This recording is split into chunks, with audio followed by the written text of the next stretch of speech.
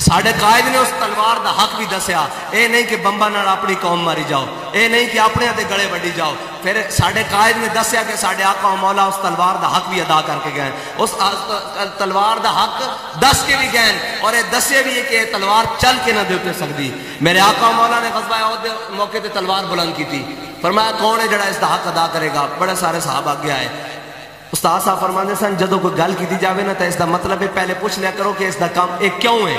بڑے سارے صحابہ آگے آئے، حضرت ابو دجانہ آگے آئے، عرض کی تھی یا رسول اللہ اس دا حق کی ہے. میرے آقا مولا نے ہمیشہ قیامت تک قوت دا حق دس دیتا کہ قوت دا مطلب کی ہے. جدو کسا کو ساری قوتاں رہے ہو تسی سانو مکے وکھا کے ڈران دے ہو، کشمیر کا تساں پلیٹ رکھ کے دے دیتا. تواڈے نال کی گلاں کریے کشمیر فروشو، چھڈو تواڈا نام بھی لینا سی اس سٹیج دی توہین سمجھتے ہیں. بہرحال گل ہے کہ میرے آقا مولا نے تلوار بلند کی تھی. میرے آقا نے فرمایا اس دا حق کون ادا کرے گا؟ حضرت ابو دجانہ نے عرض کی تھی یا رسول اللہ اس دا حق کی ہے. میرے آقا مولا نے حق جڑا دیتا سنو. میرے آقا مولا نے فرمایا اللہ اور اس دے رسول دے دشمنوں دے خلاف اتنی چلے کہ ٹیڑھی ہو جائے. کن دے خلاف چلے؟ اے نہیں آکھیا بھئی حضور دے دیوانے دے گھر پھیر لان ڈالے، اے نہیں کہ بھئی یہ گنا چاک کے اپنے نو کھاؤ کہ جناب اسی بڑے طاقتور ہیں. میرے آقا مولا نے فرمایا اس تلوار دا حق ہے وے، اے نہیں آکھیا کہ اندے نام مسلمانوں نو ڈرانا. میرے آقا مولا نے فرمایا اے اللہ اور اس دے رسول دے دشمنوں دے خلاف اتنی چلے کہ ٹیڑھی ہو جائے. قوت دا پہلا حق تو انہوں پتہ لگ گیا. انہوں نے کہا یا رسول اللہ اس دا ہور حق کی ہے. آپ نے فرمایا کسے مظلوم ہوتے نہ چلے. انہوں نے کہا یا رسول اللہ اس دا ہور حق کی ہے. آپ نے فرمایا کسے عورت اور بچے ہوتے نہ چلے. جدو حضرت ابو دجانہ نے میرے آقا و مولا کو تلوار لے لئی نا، تلوار لے کے تے میرے آقا و مولا صلی اللہ علیہ وسلم دے سامنے این پہلوانا دی طرح چلے. استاد صاحب فرماندے سن جے میں کھڑا ہوندا میں تانوں چل کے دکھاندا، میں تانوں اے دس رہا اس طرح پہلوانا دی طرح چلے. جدو اس طرح چلے تے میرے آقا و مولا نے دیکھا حضرت ابو دجانہ نو کہ وہ پہلوانا دی چال چل رہے ہیں. تے میرے آقا و مولا نے فرمایا اللہ نو یہ چال بڑی ناپسند ہے لیکن میرے دشمنوں دے سامنے پسند ہے.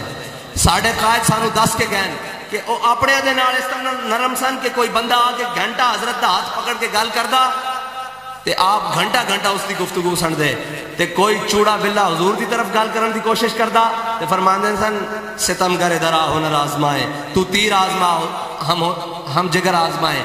جنہیں حضور دے بارے گل کی تھی وہ باویں ہالینڈ چ بیٹھے ہوئے سی، بابا اتھوں روڈ تے نکل پیان کر کے اسلام آباد آل. اور جدو نکلیا بابا جی نے بڑیاں لینا سدیاں کی دیاں. اور لینا کیڑیاں کہ جناب لوگ کہنے سن جی گستاخی باہر کے ملک میں ہوتی ہے، احتجاج آپ اپنے ملک میں کرتے ہیں.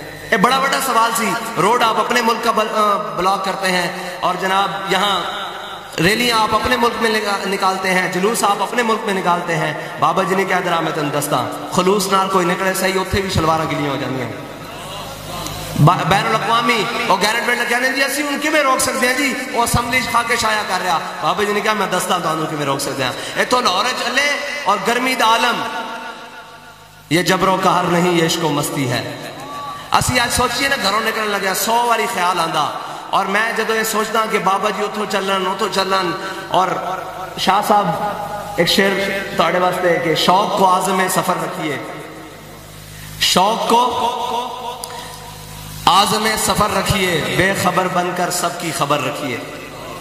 شوق کو عازم سفر رکھیے، بے خبر بن کے سب کی خبر رکھیے. نہ جانے کس وقت کوچ کرنا ہو ساما اپنا مختصر رکھیے.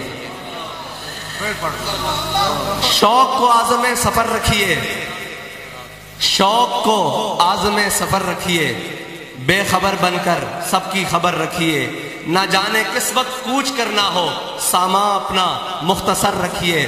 اور شاہ جی آپ کے لیے ایک ہی ٹک مجھے ہی دیکھتی جاتی ہیں، ایک ہی ٹک مجھے ہی دیکھتی جاتی ہیں، اپنی نظروں پہ کچھ نظریں رکھیے.